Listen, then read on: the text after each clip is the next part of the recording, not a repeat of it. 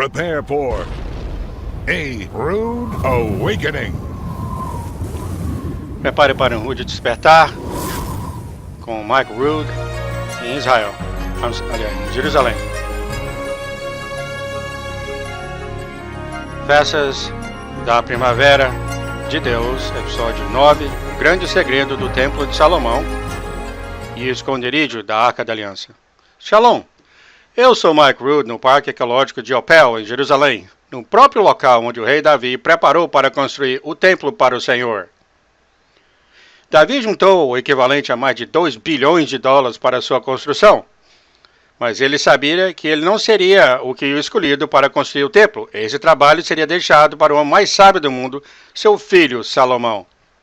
Salomão construiu o templo para abrigar a Arca da Aliança e também planejou uma maneira de proteger a arca em caso de ameaça. Essa é a história de como Salomão construiu o templo e como Jeremias usou um sistema hidráulico de Salomão para esconder a Arca da Aliança durante o cerco da Babilônia, há quase 500 anos mais tarde. Junte-se a nós no estúdio de televisão onde essas apresentações de multimídia foram feitas sobre as profecias das festas do Senhor perante um grupo de estudantes de profecia criado pelo Clube de Profecia. Isso é Profecia Bíblica Básica 101. Agora, episódio 9 da série de 26 partes sobre as profecias das festas do Senhor, o grande segredo do Templo de Salomão e o esconderijo da Arca da Aliança. Você vai ver algumas coisas hoje à noite que nós estamos esperando 3.000 anos para entender. Antes de tudo, vamos explicar sobre a Arca da Aliança.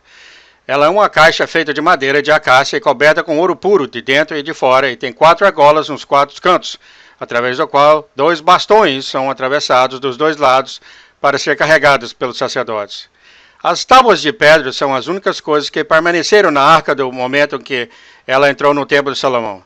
E depois que elas forem colocadas, em cima da arca tem uma cobertura ou o assento de misericórdia, que é a tampa da arca. A cobertura parece assim. Há muitos modelos feitos por vários artistas e, novamente, já passaram milhares de anos desde que ela foi vista, e é esta a razão do porquê a gente vê mais de 500 modelos diferentes, até mesmo na cidade de Jerusalém. A maioria das pessoas nos Estados Unidos estão familiarizados com o filme dos caçadores da Arca Perdida e essa imagem que eles carregam na sua mente. Somente em 2 lugares temos o modelo da Arca da Aliança, que tem 2 anjos em pés nos 2 extremos da Arca do Assento da Misericórdia. São, primeiro, a espada de Salomão, que pertence ao rabino Roberto Bendron, e segundo, a espada que foi feita na Espanha pelos judeus safardistas. E mostra que o Assento da Misericórdia, a tampa, está realmente anexada nos anjos. E os anjos, em um lado, dos 2 lados, tem uma asa que cobre uma parte de seu corpo e a outra asa cobre e encosta uma na outra. As suas mãos seguram a tampa do assento da misericórdia. O anjo do outro lado olha diretamente de volta da mesma maneira e as suas asas se juntam por detrás do trono de Deus. Literalmente, a arca é o trono de Deus aqui na terra. E dessa maneira que a arca da aliança se parece. Junto com testemunhas e um artista profissional comigo, discutimos essas coisas por muitas horas e trabalhamos nisso por dias antes do falecimento do senhor Ron Wyatt. Então, foi dessa maneira que Deus disse a Moisés para construir a arca da maneira que ele falar. E ele iria encontrar com Moisés cara a cara. E é lá, perante a Arca da Aliança, que o sumo sacerdote iria uma vez por ano, no dia de expiação. Ele colocaria uma panela de fogo de incenso cheio de fumaça perante a nuvem da glória. E depois ele colocaria o seu dedo indicador e mergulharia na tigela de sangue e jogava 7 vezes do lado leste da Arca da Aliança. 7 vezes do lado leste. Nunca, em qualquer outro lugar, uma vez por ano, no dia de expiação, o dia mais santo de todo o ano. Se você fosse perguntar ao Rabi a razão do porquê 7 vezes do lado leste, ninguém sabia. Mas nós sabemos que cada detalhe das festas e o que fazemos nelas são imagens de sombra de boas coisas vindouras e que o Messias tem que cumprir. Agora vemos que a cúpula dos Espíritos e a sua localização no Templo de Salomão, aqui está. Esta é a cúpula dos Espíritos, que você está vendo aqui. E embaixo tem uma pedra enorme. Você vê que ela é bem diferente de todas as outras pedras lá. Note que há uma entrada entre as colunas e a base cobre bastante o tamanho da pedra. Mas a pedra é, na realidade, maior do que a cúpula dos espíritos. Vamos lhe mostrar alguns ângulos diferentes. Vamos remover a cúpula, depois removerei as colunas, agora removerei as pedras bases e o que fica sobrando é uma pedra enorme com um caminho de entrada e aqui é a sua localização em relação ao Templo de Salomão. Você vê que ela está no Santo dos Santos, no Templo de Salomão, bem nessa localidade aqui. Agora na construção, lembra de Davi? Foi ele que reuniu todos os materiais para a construção, mas levou o homem mais sábio do mundo para construí-la. Aqui fala, 1 de Reis 3:1, e Salomão aparentou com o faraó, o rei do Egito, e tomou a filha de faraó e a trouxe à cidade de Davi, até que acabasse de edificar a sua casa e a casa do Senhor. Salomão, sendo o homem mais sábio que o mundo já teve, que não precisava inventar a roda novamente. E é a única máquina que é conhecida nesse momento na história é a alavanca. Os egípcios já eram experientes na construção de alavancas hidráulicas usando areia. Então Salomão se aparentou com o faraó, rei do Egito. A palavra aparentou no hebraico é um acordo secreto que deve ser selado por casamento para manter o acordo entre as informações dentro da família. Essa é a razão do porquê Salomão tinha de casar com a filha de faraó. E ela provavelmente, é claro, era muito bonita também. Ele trouxe ela para a cidade de Davi e ela não deixou ele até que a construção da casa do Senhor tivesse terminado. Cada vez que menciona a filha de faraó casando com Salomão, isto é o que se relaciona com a construção do templo de Salomão. Agora veja isso, esse enigma. Aqui estamos nós no Egito com nossos camelos e a grande pirâmide de Giza no fundo. Aqui é a minha filha mais velha com a mão em uma parede dessas grandes pirâmides de Giza. A razão da qual nós fomos para lá foi por causa de algumas dessas coisas e de repente essa aventura se tornou tão importante por causa das muitas coisas que começamos a entender sobre as várias técnicas que foram usadas na construção do Templo de Salomão. Veja como todas essas coisas se encaixam. Sabemos que o tabernáculo no deserto era de 30 covados por 10 covados. O Santo dos Santos media 10 por 10. Vemos aqui que a Arca da Aliança se encaixa perfeitamente no Santo dos Santos. Não sobrou muito espaço. Mas, no Templo de Salomão, o espaço era 60 por 20 covados. O Santo dos Santos tinha 20 por 20. E temos aqui que a Arca da Aliança se encaixa facilmente no Santo dos Santos. Mas a localização da Arca dentro do Santo dos Santos era muito, muito estranho. Você vai ver isso na medida que seguimos. Isso foi feito por computador baseado em vetores e todas essas linhas são matematicamente descritas, então você vai ver a localização de como tudo isso funciona. Agora, como está escrito nas Escrituras, enviou um mensageiro e mandou trazer Irão de Tiro, que trabalhava em cobre e era cheio de sabedoria e de entendimento e de ciências para fazer toda a obra de cobre. Este é o nível onde os maçons chamam de Aram Abif. As tradições dos maçons vêm de, pelo menos filosoficamente, das alvenarias da construção do Templo de Salomão. Daí de onde vem o nome maçom. Irão tinha um papel importante. Fala aqui que ele fez 2 colunas de cobre de 18 covados de altura e um fio de 12 covados que cercava eles. Eles tinham uma circunferência de 12 covados. E ele fez 2 capitéis de cobre para colocar no topo das colunas. A altura dos capitéis era 5 covados. Muito importante. Os capitéis tinham 5 covados. Aqui vemos as colunas usadas, medidas familiares no Templo de Salomão. Você pode pesquisar nas arqueologias e verificar. Você vê que as colunas tinham 9 metros de altura, equivalente a 18 covados. Um covado tem 45 centímetros. Eles tinham quase 2 metros de diâmetro e a parede da coluna tinha 13 centímetros de espessura. Em cima dessas colunas de 9 metros, tinha 2 capitéis de cobre. Eles tinham 5 covados, ou 3 metros de altura.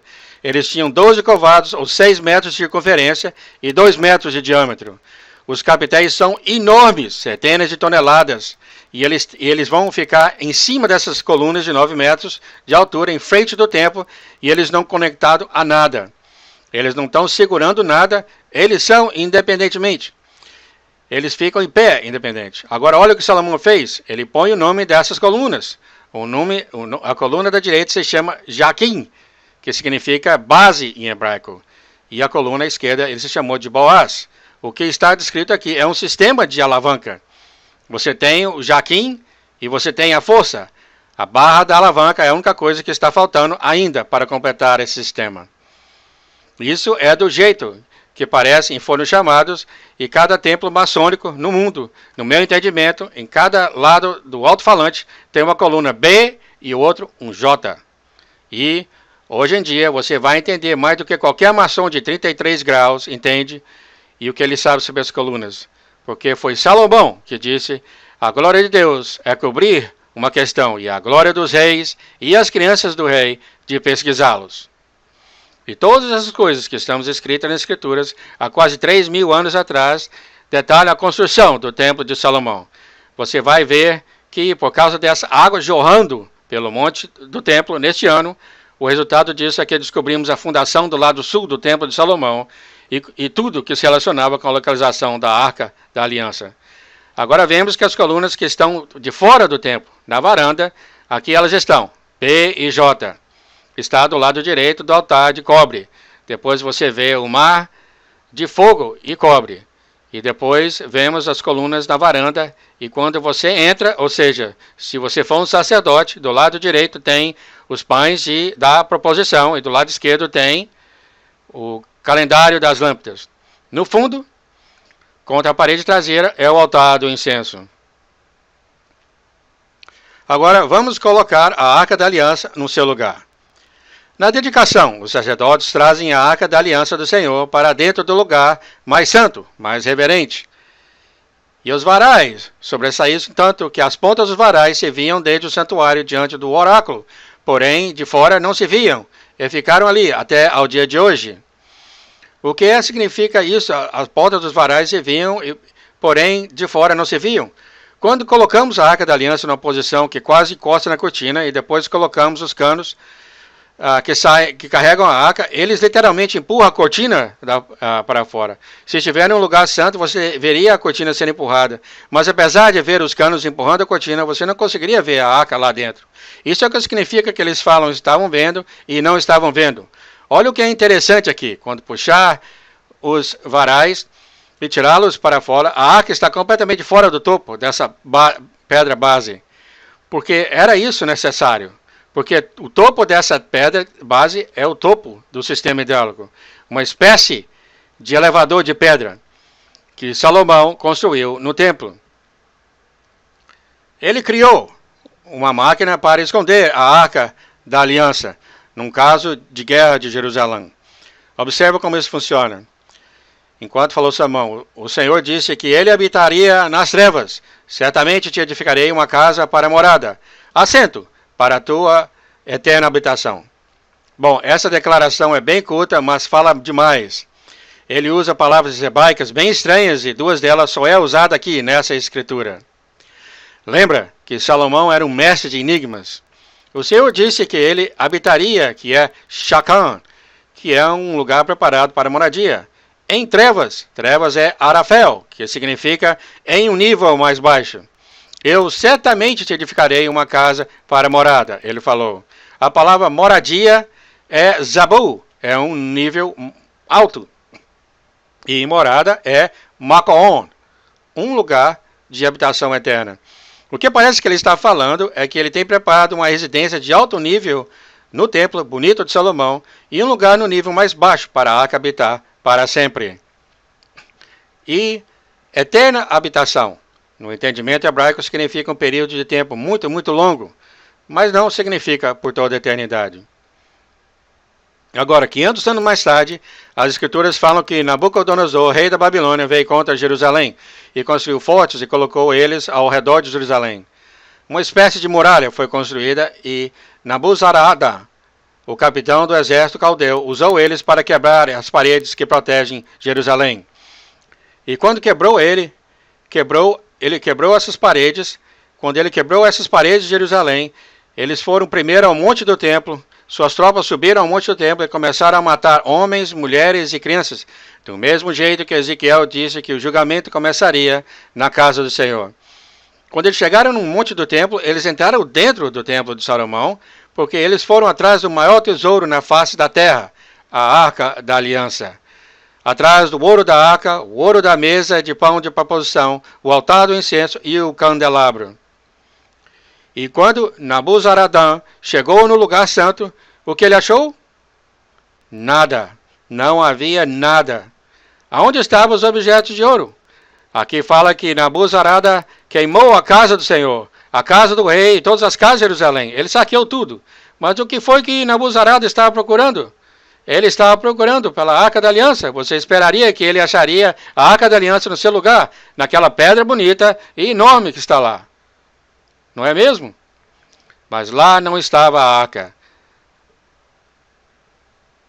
Mas fala aqui que aos caldeiras, aos pás, aos avogadores, as colheres e todos os vasos de cobre, os caldeus levaram tudo para a Babilônia. 70 anos mais tarde, tudo foi devolvido. Fala aqui que no templo de Salomão, Salomão nem se preocupou em pesar os vasos de cobre. Mas foi só isso que os caldeus pegaram. Eles nunca pegaram os vasos de ouro. Onde estava a arca da aliança? Aqui fala que 2 colunas que Salomão construiu tinham 18 covados de altura. Os capitéis de 5 covados estavam em cima das colunas. Lembra? Os capitéis tinham 5 covados. Mas quando Nabuzaradã subiu até o monte do templo, aqui fala que a altura dos capitéis tinha somente 3 covados. 3 covados. Alguma coisa aconteceu. Algum evento aconteceu no monte do templo. De que maneira 5 covados de altura de cobre, que pesava milhares de toneladas, se tornou 3 covados de altura? Para onde foi 2 covados de cobre, que estavam em cima da coluna, de 18 covados? O bicho comeu? Não. Olha o que aconteceu, preste atenção o que aconteceu. O que você está vendo é uma operação dos capitéis, entrando para dentro da coluna vazia. Isso aqui é um sistema de alavanca hidráulico de areia que está vendo. Os capitéis começaram com 5 covados, mas quando o capitão da guarda chegou lá, ele viu somente 3 covados. As pistas estavam sempre aqui nas escrituras, mas até que as fundações foram descobertas, não era possível entender o que tinha acontecido. Vamos ver como isso funciona. Este é o templo e é desse jeito que parece do ponto de vista de cima. E assim é o que parece se você olhar de lado. Na frente você tem a coluna e o capitel. O capitel é a força que é aplicada no final da alavanca. Mas esse sistema de alavanca está em inverso.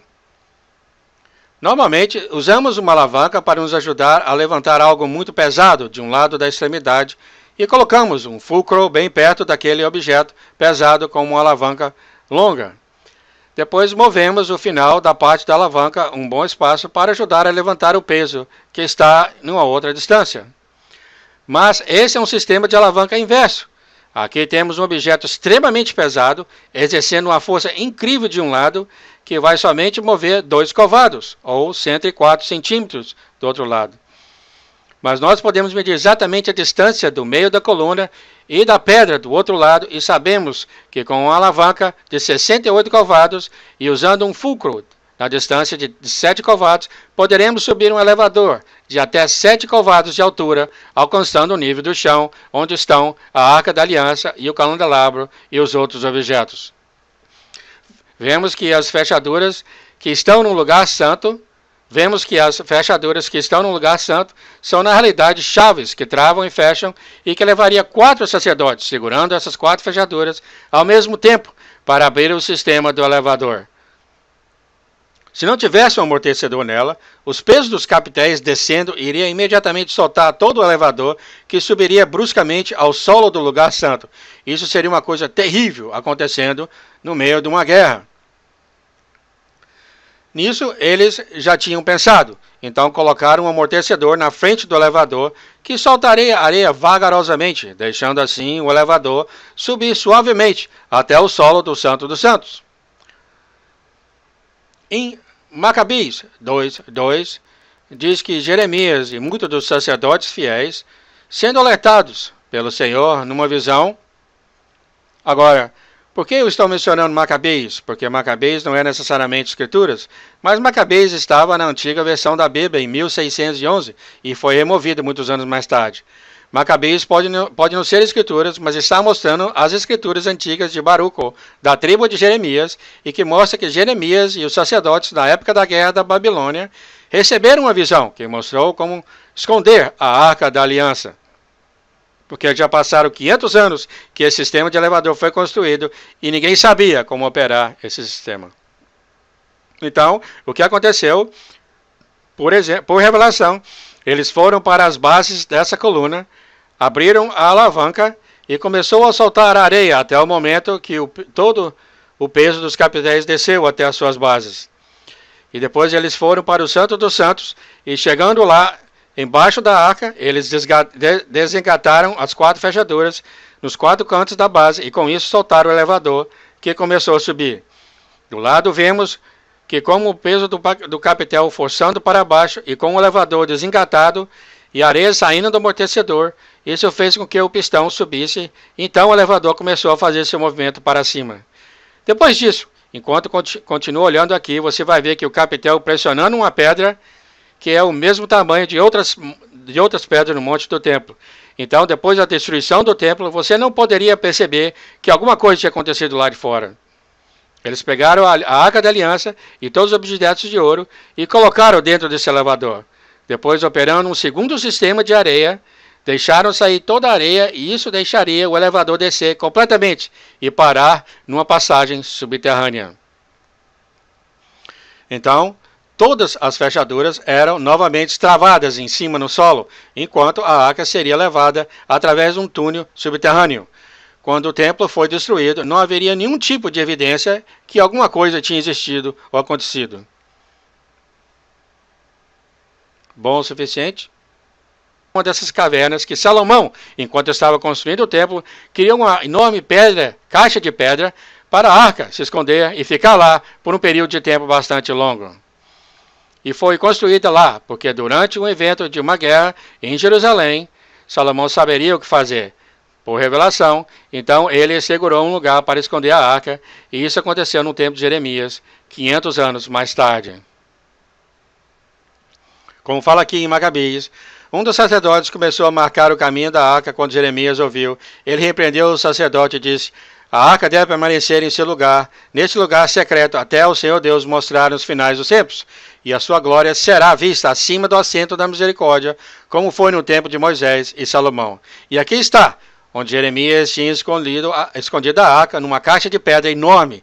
Um dos sacerdotes começou a marcar a saída da caverna para achar a arca. Você vê aqui que achamos este querubim. E nesse sistema de caverna, nos meados dos anos 1800, um explorador francês achou nesse sistema de cavernas metade de uma marca com um querubim grudado na parede. Ele arrancou da parede e é assim que parece, com um pouco de erosão nele. E agora ele está no Museu Britânico, na seção do Fundo de Exploração da Palestina até hoje em dia. É a única coisa que nos lembra onde esse objeto estava. Agora é uma placa de metal que está nessa caverna hoje em dia. Entretanto, a placa de ferro não está no lugar onde o objeto foi achado. Eu acredito que essa marca que o sacerdote começou a marcar o caminho. Quando aquele arqueólogo arrancou ela da parede, ele removeu a única marca que mostraria onde a arca poderia ser encontrada, usando o caminho original. Mas não foi assim que a arca foi achada. Como está escrito, certamente edificarei uma casa para morada, assento para a tua eterna habitação. Essas são as palavras de Salomão, usando suas palavras hebraicas bem estranhamente. Uma casa para morada e a tua eterna habitação. E, como fala aqui, quebraram mais os caldeus as colunas de bronze e estavam na casa do Senhor, e as bases e o mar de bronze que estavam na casa do Senhor, e levaram todo o bronze para a Babilônia. E fala aqui que as colunas e a altura e era de 18 cavados, e todas as medidas eram de tudo. E qual era a altura?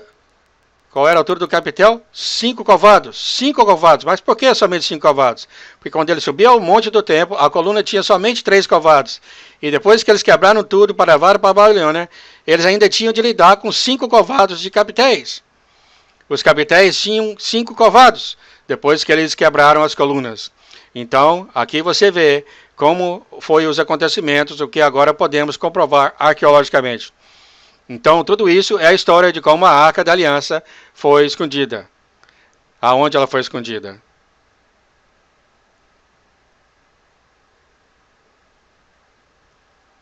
As festas do Senhor mandadas por Moisés, o serviço do templo que foi instituído por Davi, o esconderijo da Arca da Aliança no coração do Monte Moriá, planejado por Salomão, e a obediência de Jeremias por revelação para esconder a arca, foi tudo parte dos planos do Todo-Poderoso para nos instruir no caminho da salvação. Todos esses elementos foram essenciais em cumprir as imagens de sombra que Abraão estabeleceu nesse topo da montanha há 4.000 anos atrás. Nos próximos episódios vamos explorar ainda mais as razões importantes do porquê a Arca da Aliança estava escondida e a necessidade de seu futuro relevamento. Convidamos vocês a se juntarem novamente na próxima vez para o episódio 10 da série de 26 partes sobre as profecias das festas do Senhor. Messias cumpriu a Páscoa. Eu sou Michael Rood, em Jerusalém, dando-lhe paz. Shalom! E eu vejo você quando a fumaça sumir.